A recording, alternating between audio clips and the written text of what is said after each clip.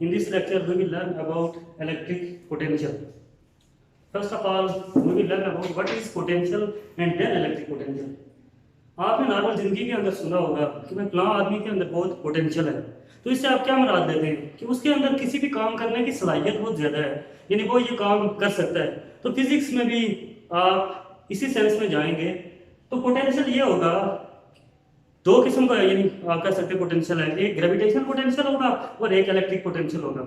अब मैं आपको पहले ग्रेविटेशनल पोटेंशियल से समझाऊंगा और फिर इलेक्ट्रिक पोटेंशियल की तरफ आएंगे। अब पोटेंशियल बेसिकली जब ग्रेविटेशनल पोटेंशियल बात करें तो वो होगा energy of mass.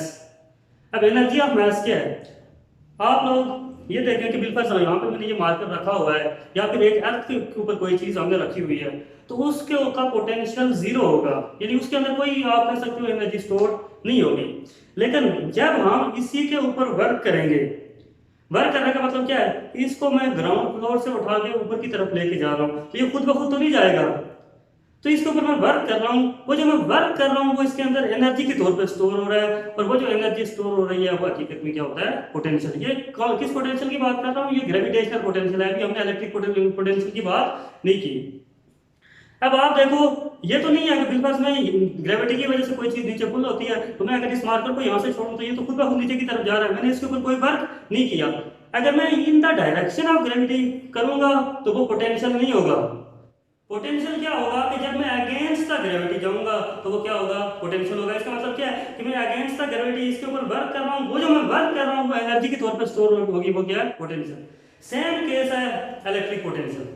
Electric potential ये होगा कि वर्क एनर्जी ऑफ चार्ज या energy work applied upon a charge या work done upon a charge is known as electric potential. इसको समझने के लिए हम ये डायग्राम देखें। हमारे पास दो प्लेट्स हैं, एक पॉजिटिव प्लेट है और दूसरी कौन सी प्लेट है, नेगेटिव प्लेट है।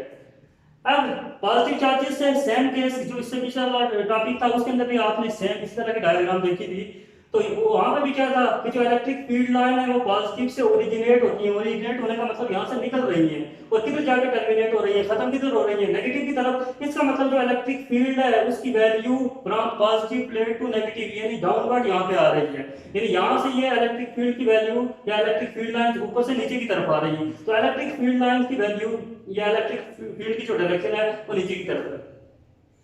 अब इसी इलेक्ट्रिक फील्ड के अंदर मैं एक पॉजिटिव चार्ज को रख रहा हूं, यूनिट पॉजिटिव चार्ज को। तो आप लोगों ने इससे पहले बेसिक चीजें जो पढ़ी होंगी उसके अंदर क्या है कि जो सेम चार्जेस हैं वो एक दूसरे को रिपल करते हैं और जो ऑपोजिट चार्जेस हैं वो एक दूसरे को क्या करते हैं, अट्रैक्ट करते हैं। आप देखो ये कौन सा चार्ज है, पॉजिटिव चार्ज है।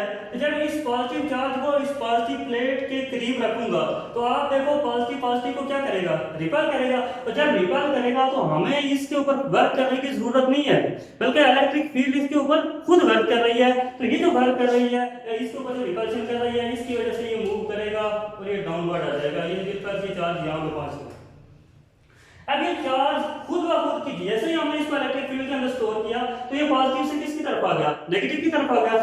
अब अगर हम इस चार्ज को दोबारा ऊपर की तरफ लेके जाएं तो क्या ये खुद ब खुद तो नहीं जाएगा, इसके ऊपर हमें क्या करना होगा, वर्क करना होगा। उससे पहले आप ये देखें कि जब ये चार्ज यहाँ से मूव करके नीचे की तरफ आया तो आप लोगों ने ये सुना होगा कि जब कोई बॉडी मूव करती है तो उसके अंदर एक एनर्जी होती है, और वो एनर्जी कौन सी होती है, काइनेटिक एनर्जी। इसका मतलब ये है कि इलेक्ट्रिक फील्ड की वजह से जो वर्क हुआ वो वर्क किसमें चेंज हुआ, काइनेटिक एनर्जी में। यानी जब भी डाउन आ रहा था तो इसके अंदर कौन सी एनर्जी थी, काइनेटिक एनर्जी।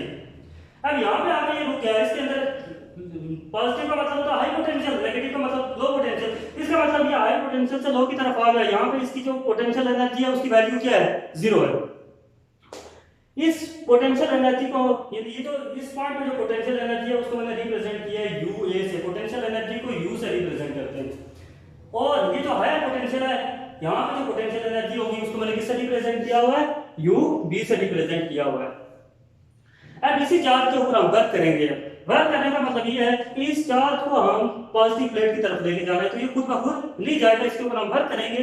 वो जो वर्क करेंगे वो हकीकत में वो वर्क एनर्जी में चेंज होगा, और वो किस एनर्जी में चेंज होगा, पोटेंशियल एनर्जी की फॉर्म में। तो इसके ऊपर हम वर्क करते हैं, फिर इस चार्ज को ऊपर की तरफ लेके जा रहे हैं, तो इसके ऊपर हम एक फोर्स लगाएंगे जिसको हम नाम देंगे एक्सटर्नल फोर्स। अब नीचे आते हुए अगर आप देखो तो इसके ऊपर कौन सी फोर्स थी, इलेक्ट्रिक फोर्स थी। इलेक्ट्रिक फोर्स इसको नीचे की तरफ लेके जा रही थी, F equal to q E मैंने लिखा हुआ है। और ऊपर जाते हुए इलेक्ट्रिक फोर्स के अगेंस्ट जा रहे हैं, तो क्या है कि the work done upon a unit positive charge against the electric field in the direction of electric field नहीं होगा, बल्कि क्या कर रहे हैं हम, अगेंस्ट द इलेक्ट्रिक फील्ड जब हम कहेंगे अंडर द इलेक्ट्रोस्टैटिक इक्विलिब्रियम। अब ये इलेक्ट्रोस्टैटिक इक्विलिब्रियम क्या चीज है? अब बिल्कुल हम इस चार्ज को यहाँ से ऊपर की तरफ लेके जा रहे हैं, इसको हम बहुत ज्यादा स्पीड से मूव करवाएं तो आप लोग आगे चैप्टर्स के अंदर पढ़ोगे एक इलेक्ट्रोमैग्नेटिक इफेक्ट होता है, तो वो यहाँ पे एक इलेक्ट्रोमैग्नेटिक इफेक्ट क्रिएट होगा। हम इसको इलेक्ट्रोस्टैटिक इक्विलिब्रियम में लेके जाएंगे। इलेक्ट्रोस्टैटिक इक्विलिब्रियम का मतलब ये है कि हम इसको एक यूनिफॉर्म वेलोसिटी के साथ लेके जाएंगे। और यूनिफॉर्म वेलोसिटी अब अटेन कैसे होगी, तो आप लोगों ने फर्स्ट ईयर के अंदर एक पढ़ा होगा टर्मिनल वेलोसिटी। टर्मिनल वेलोसिटी क्या थी कि आप किसी भी ऑब्जेक्ट को या किसी भी मास को जब आप किसी क्या कहते हैं फ्लूइड के अंदर मूव करवाते हैं, तो एक वक्त आता है कि जब उसका वेट और जो ड्रैग फोर्स है जब दोनों इक्वल हो जाती है, तो उस वक्त वो एक खास वेलोसिटी से मूव करता है, जिसको हम नाम देते हैं टर्मिनल वेलोसिटी का। तो सेम केस यहाँ इलेक्ट्रोस्टैटिक इक्विलिब्रियम का भी है कि हम इतनी फोर्स अप्लाई करेंगे जितनी इलेक्ट्रिक फोर्स है, तो उस वक्त जो मूव करेगा यूनिफॉर्म स्पीड से वो होगा इलेक्ट्रोस्टैटिक इक्विलिब्रियम। और वो किस स्पीड से मूव करेगा या किस वेलोसिटी से मूव करेगा, यूनिफॉर्म वेलोसिटी से। दोबारा से इसके अंदर मेन कांसेप्ट यही है इलेक्ट्रोस्टैटिक इक्विलिब्रियम का। तो इलेक्ट्रोस्टैटिक इक्विलिब्रियम दोबारा से समझ लें। इलेक्ट्रोस्टैटिक इक्विलिब्रियम ये है कि जब हम इस चार्ज को ऊपर वर्क करेंगे, इसको पॉजिटिव प्लेट की तरफ लेके जाएंगे, तो इसको हमने ये नहीं है कि बहुत ज्यादा स्पीड देनी। जब हम इसको बहुत ज्यादा स्पीड देंगे तो क्या चीज होगी, जब वेलोसिटी देंगे तो इसके अंदर इलेक्ट्रोमैग्नेटिक इफेक्ट क्रिएट होने शुरू हो जाएंगे। तो हमने क्या करना है, इसको एक यूनिफॉर्म वेलोसिटी से मूव करवाना है। यूनिफॉर्म वेलोसिटी से कैसे मूव करवाएंगे कि जितनी इलेक्ट्रिक फोर्स है जो इसको नीचे की तरफ लेके जा रही है, यानी इस चार्ज के ऊपर इलेक्ट्रिक फोर्स भी लग रही है, वो तो भाई हमने वर्क करना है। जब हम सेम वर्क करेंगे तो ये यूनिफॉर्म वेलोसिटी से मूव करेगा, और वो स्टेट कौन सी होगी, इलेक्ट्रोस्टैटिक इक्विलिब्रियम की। अब हमने इसके ऊपर वर्क किया, जब वर्क कर रहे हैं तो पहले इसकी एनर्जी क्या थी, UA थी। जब हमने इसी चार्ज के ऊपर वर्क करेंगे, ये चार्ज मैंने यहाँ पे बनाया हुआ है, कोई अलग से चार्ज नहीं है, यही चार्ज के लिए डाउनवर्ड आया था, तो ये मैंने इसको डिफरेंशिएट किया यहाँ से आपको बताने के लिए, इसी चार्ज को मैंने यहाँ पे बनाया। जब हम इसके ऊपर वर्क करेंगे तो इस चार्ज को ऊपर की तरफ लेके जा रहे हैं, इसका मतलब क्या है, इसका पोटेंशियल इंक्रीज कर रहा है। नेगेटिव प्लेट का मतलब जीरो पोटेंशियल और पॉजिटिव प्लेट का मतलब मैक्सिमम पोटेंशियल। इसका मतलब इसका पोटेंशियल इंक्रीज करता जा रहा है, इसकी पोटेंशियल एनर्जी इंक्रीज करती जाएगी। तो उसको फाइंड कैसे करेंगे, तो इलेक्ट्रिक पोटेंशियल का फार्मूला होता है डेल वी। इलेक्ट्रिक पोटेंशियल को रिप्रेजेंट करते हैं वी से। डेल वी का मतलब, डेल का मतलब होता है चेंज, तो डेल वी का मतलब चेंज इन पोटेंशियल किसके इक्वल है, work done per unit charge, यानी इस चार्ज के ऊपर जो हम वर्क कर रहे हैं उसके इक्वल है। इसकी एक्सप्लेनेशन देखें। इस पॉइंट के ऊपर जो पोटेंशियल एनर्जी थी वो UA थी, इस पॉइंट के ऊपर जो पोटेंशियल एनर्जी है वो क्या है, UB। तो हमारा वर्क किसके इक्वल हो गया, UB माइनस UA।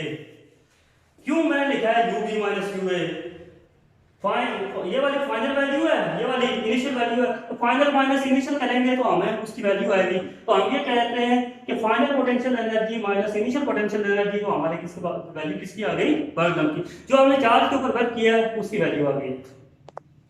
अब UB minus UA change in potential energy है, तो चेंज को हम किससे रिप्रेजेंट करते हैं, डेल से रिप्रेजेंट करते हैं। तो उसी चीज को मैंने क्या लिखा है, डेल U, यानी इस UB माइनस UA की जगह क्या लिख लिया, डेल U। और वर्क डन AB मैंने क्यों लिखा है, AB का मतलब क्या है कि A से B, ये प्लेट A है और ये वाली कौन सी है B, तो A से B की तरफ ले जा रहे हैं हम, इसलिए हमने लिखा हुआ है WAB।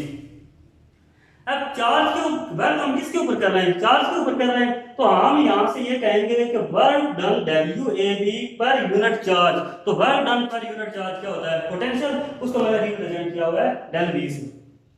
अब ये वर्क किस फॉर्म में हुआ, पोटेंशियल एनर्जी की फॉर्म में। तो हम यहां से ये जो इक्वेशन बना हमारी क्या कह रही है, डेल U किसके इक्वल है, वर्क डन के। तो इस WAB की जगह हम ये भी लिख सकते हैं डेल U अपॉन Q, यानी चेंज इन पोटेंशियल एनर्जी पर यूनिट चार्ज में क्या होता है, इलेक्ट्रिक पोटेंशियल। यहां से इलेक्ट्रिक पोटेंशियल की दो चीजें समझ आ रही हैं, एक क्या है कि work done per unit charge का हो या फिर चेंज इन पोटेंशियल एनर्जी पर यूनिट चार्ज का हो, दोनों सेम चीज है। किसको रिप्रेजेंट कर रही है, इलेक्ट्रिक पोटेंशियल को रिप्रेजेंट कर रही है। अब यहां से आप ये इक्वेशन भी बना सकते हैं कि वर्क को अलग से फाइंड करना चाहें तो वर्क को अलग करो, तो ये Q इससे जाकर मल्टीप्लाई हो जाएगा, यानी WAB = Q del V। पर अगर आप चेंज इन पोटेंशियल एनर्जी को फाइंड करना चाहते हैं तो यहां से भी इसको del U को अलग करो तो Q del V आ सकता है। यानी ये इक्वेशंस चेस्ट वर्क या फिर